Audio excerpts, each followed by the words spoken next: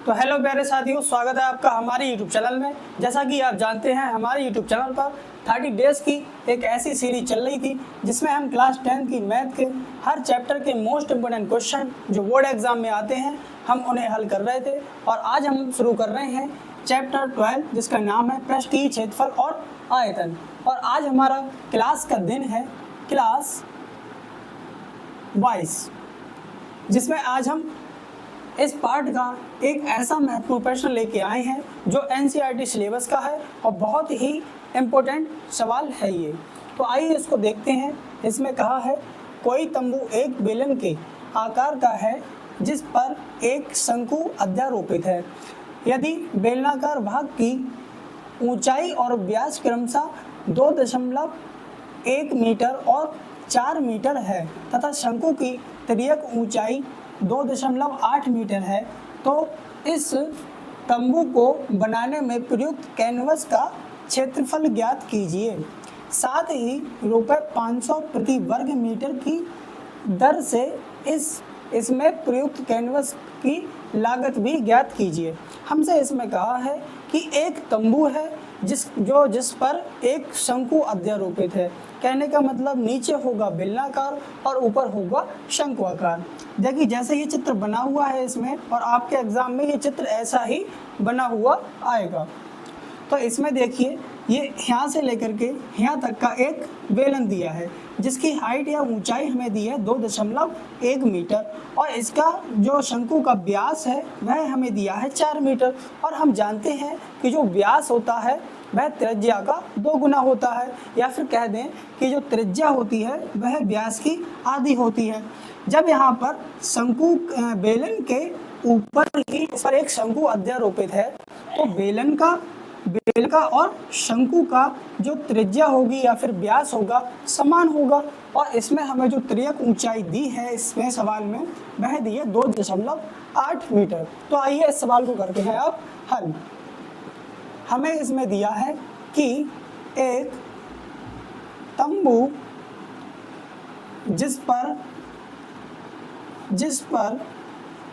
एक शंकु अध्यारोपित है। शंकु अध्यारोपित है। यहाँ पे लिखेंगे बेलन की ऊंचाई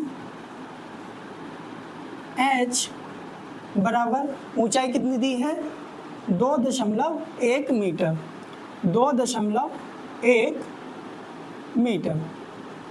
और हमें दिया है इसमें बेलन का व्यास। बेलन का व्यास हमें कितना दिया हुआ है यहाँ पर 4 मीटर। और तब यहाँ पर जो बेलन है, बेलन की त्रिज्या, बेलन की त्रिज्या क्या होगी r बराबर, जो शंकु है शंकु की त्रिज्या r बराबर क्या होगा, ये व्यास की कैसी होती है, व्यास बटे 2, यानी व्यास की कितनी होती है, ये व्यास की आधी होती है। व्यास हमें दिया है 4 मीटर और इसका जब आधा करेंगे तो आ जाएगा 2 मीटर, यानी कि इसकी जो त्रिज्या निकल के आएगी बेलन की और शंकु की वह कितनी आएगी 2 मीटर निकल के। यहाँ तक की चीज़ें क्लियर हुई। और हमें दिया है जो शंकु है, शंकु की तिर्यक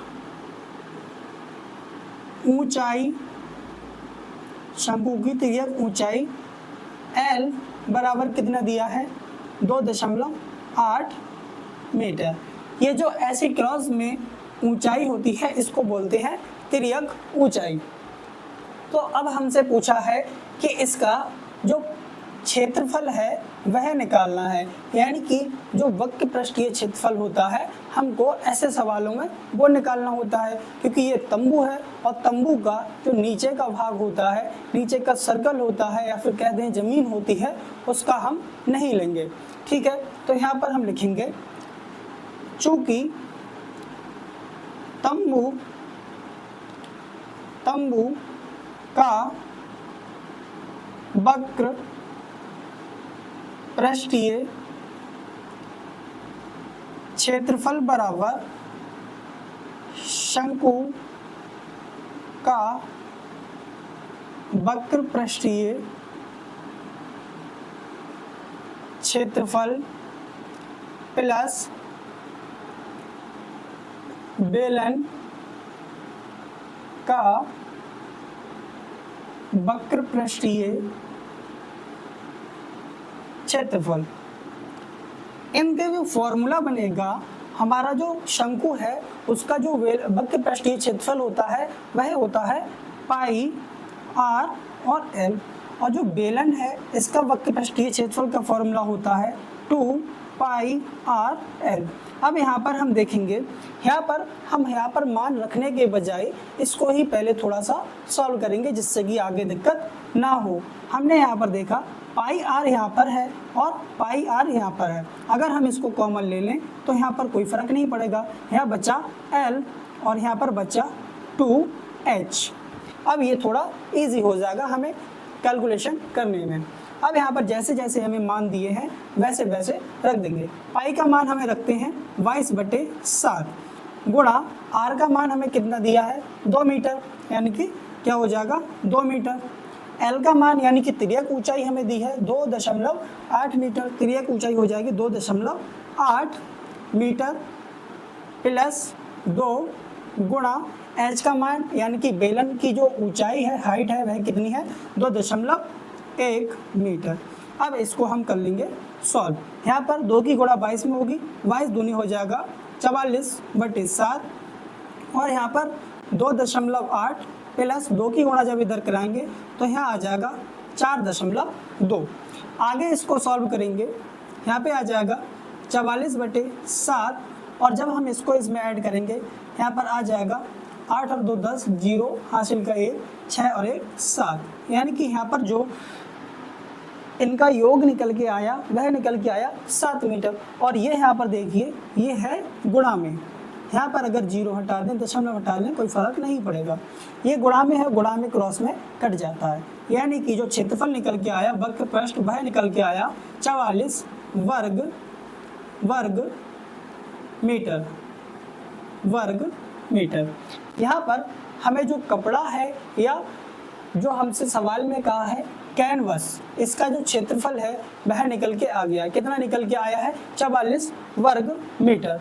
अब हमसे सवाल में कहा है साथ ही ₹500 प्रति वर्ग मीटर की दर से इसमें प्रयुक्त कैनवस की लागत ज्ञात कीजिए। यानी कि जो कपड़ा है, कैनवस है, उसको कितने रुपए में लगाया जा सकता है, उसकी लागत भी हमसे पूछिए।